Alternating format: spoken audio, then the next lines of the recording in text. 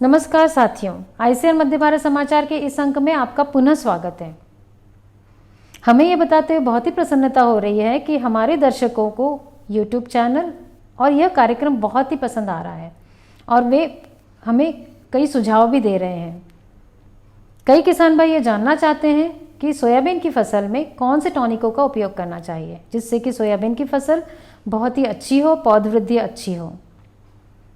कई किसान भाई यह भी प्रश्न उठा रहे हैं कि सोयाबीन की खड़ी फसल में उर्वरकों का प्रयोग करना चाहिए या नहीं करना चाहिए। तो इस अंक में विशेष रूप से इन सभी बातों का समाधान हम लाए हैं, जिसमें विस्तृत जानकारी देंगे डॉक्टर बिल्लोरे साहब। और हर बार की तरह इस बार भी हम लाए समसामयिक सलाह, जिसमें इस सप्ताह किसान भाइयों को क्या क्या उपाय करने चाहिए यह हमें बताएंगे डॉक्टर दुपारे जी।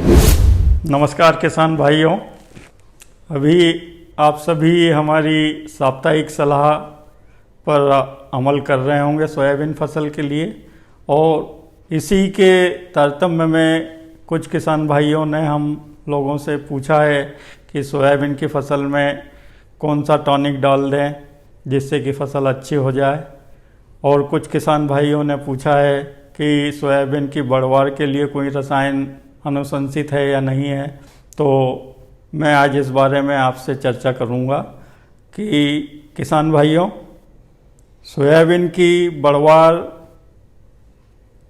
में वृद्धि करने के लिए या रोकने के लिए जो भी उपाय किए जाते हैं वो सभी फूल आने के पहले किए जाते हैं, क्योंकि फूल आने के पश्चात सोयाबीन की बढ़वार नहीं के बराबर होती है। क्योंकि आजकल जो जातियां आपको उपलब्ध हैं वो सभी डिटर्मिनेट है, सीमित वृद्धि वाली सोयाबीन की जातियां हैं जिसमें फूल आने के पश्चात वृद्धि नहीं होती है।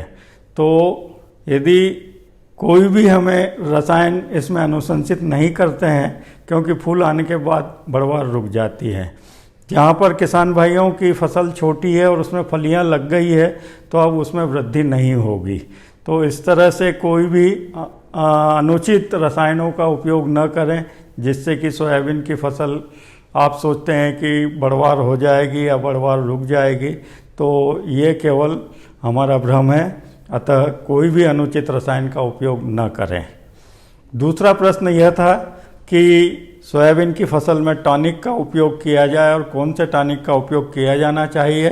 तो आप लोगों से सलाह है कि हमारे यहाँ जो भी शोध हुआ है, अनुसंधान हुआ है, उस आधार पर सोयाबीन की फसल में कोई भी टॉनिक आर्थिक लाभ नहीं देता है।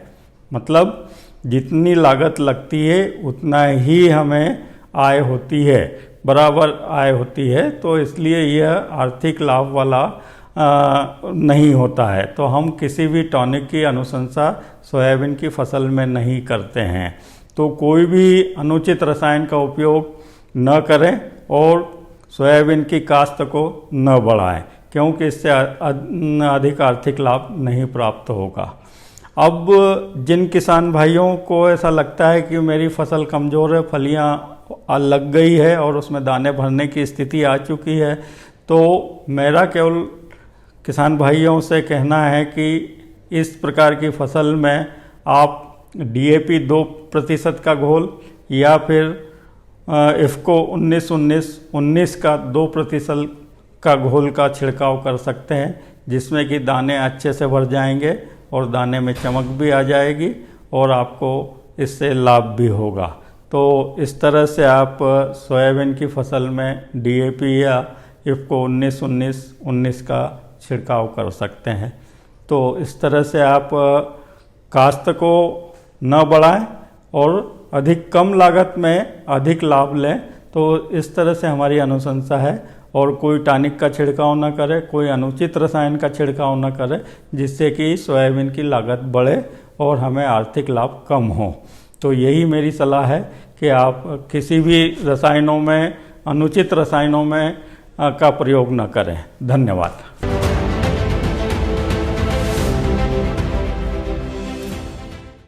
नमस्कार किसान भाइयों, हमेशा की तरह मैं आपके लिए लेके आया हूँ इस सप्ताह के लिए समसामयिक सलाह।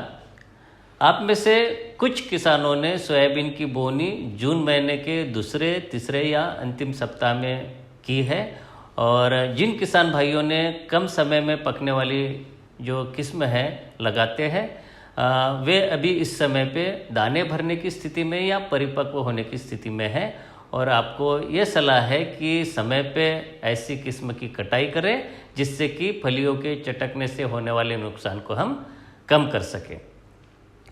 ऐसे किसान जिन्होंने सोयाबीन की फसल देरी से की है, यानी कि जुलाई महीने के दौरान, वहाँ पे ऐसी फसल में इस समय पे कुछ कीड़ों का प्रकोप या बीमारियों का प्रकोप अभी बना हुआ है, और उसके नियंत्रण के बारे में मैं आपको जानकारी देना चाहूँगा। किसान भाइयों, सबसे पहले बात करते हैं चक्रभृंग के नियंत्रण की। और ऐसे किसान जिनके खेत में इसका प्रारंभ हुआ है, आपको सलाह है कि प्रारंभिक अवस्था में ही जो अनुशंसित रसायन है जैसे कि थाइक्लोप्रिड या प्रोपेनोफॉस या इमामेक्टिन बेंजोइड, इनमें से किसी एक को लेके अपने फसल पे छिड़काव कर ले, और जो पौधे का ग्रसित भाग होता है उसको तोड़ के अपने खेत से निष्कासित कर ले।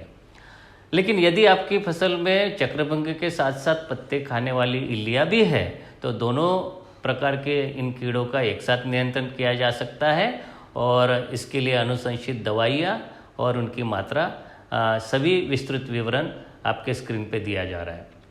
किसान भाइयों, एक और स्थिति यहाँ पे इस समय पे बनी हुई है। कुछ किसानों के खेत में सोयाबीन की फसल में चने की इल्ली भी है, और उसके साथ साथ हरी इल्ली की तीसरी या चौथी पीढ़ी भी दिखाई दे रही है।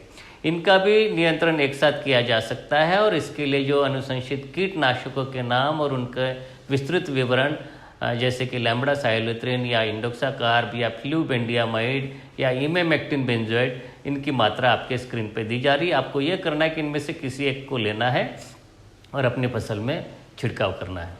किसान भाइयों, इन कीड़ों के साथ साथ अभी भी कुछ क्षेत्रों में सोयाबीन की फसल में वायरस की जो बीमारियां जैसे कि पीला मोज़ाइक वायरस और सोयाबीन मोज़ाइक वायरस, ये दोनों विषाणुजनित बीमारियां देखी जा रही है, और इनका नियंत्रण करने के लिए प्रारंभिक अवस्था में ही हमें कदम उठाने पड़ेंगे, जैसे कि ग्रसित पौधों को उखाड़ के अपने खेत से बाहर करना, और तुरंत ही जो इसके वाहक है जैसे कि पीला मोज़ाइक का वाहक होता है सफ़ेद मक्खी, और जो सोयाबीन मोज़ाइक का वाहक होता है एफिड, इन दोनों ये रस चूसक कीड़ा है, इनके प्रबंधन के लिए जो आपके स्क्रीन पे दवाइयों के नाम दिए जा रहे हैं उसका आपको छिड़काव करना होगा।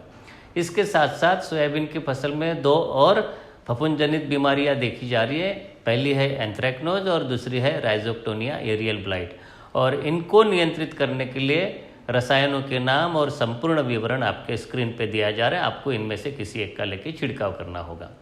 किसान भाइयों, कुछ क्षेत्रों में 1-2 जुलाई में हमें सूचना मिली है कि सफ़ेद सुंडी का भी प्रकोप हुआ है, और इसका नियंत्रण करने के लिए आपको सलाह दी जाती है कि क्लोरपायरीफॉस 2.5% जो कि दानेदार होता है, 16 किलोग्राम प्रति हेक्टेयर की दर से आपको रेत के साथ में मिला के सोयाबीन की कतारों के बीच में इसको बिखेरना होगा, जिससे कि हम इसको सही प्रकार से नियंत्रित कर सकें।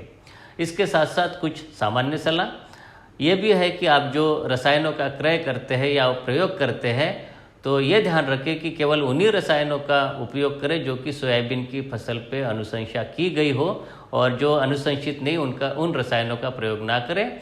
और इनके प्रयोग के समय पे पानी की मात्रा विशेष रूप से ध्यान रखें कि प्रति हेक्टर यदि आप नैपसेक स्प्रेयर से करते हैं तो 500 लीटर प्रति हेक्टर, और पावर स्प्रेयर से करते हैं तो 120 लीटर प्रति हेक्टर तक आप पानी का प्रयोग कर सकते हैं।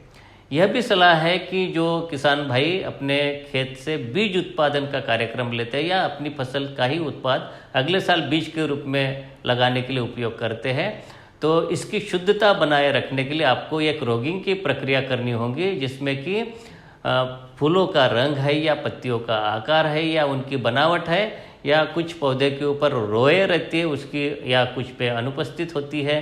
तो ऐसे लक्षणों के आधार पे आप ये पहचान लें कि ये पौधा इस किस्म का नहीं है, तो जो दूसरे किस्म के जो ऐसे पौधे मिलते हैं आपको खेत से निकाल देना है, बाहर कर देना है, निष्कासित करना है, ताकि आपकी जो फसल है एक प्रकार से शुद्ध बीज आप बना सके। तो किसान भाइयों, ये थी इस सप्ताह की समसामयिक सलाह। इसी प्रकार मिलेंगे अगले सप्ताह, तब तक के लिए धन्यवाद। नमस्कार।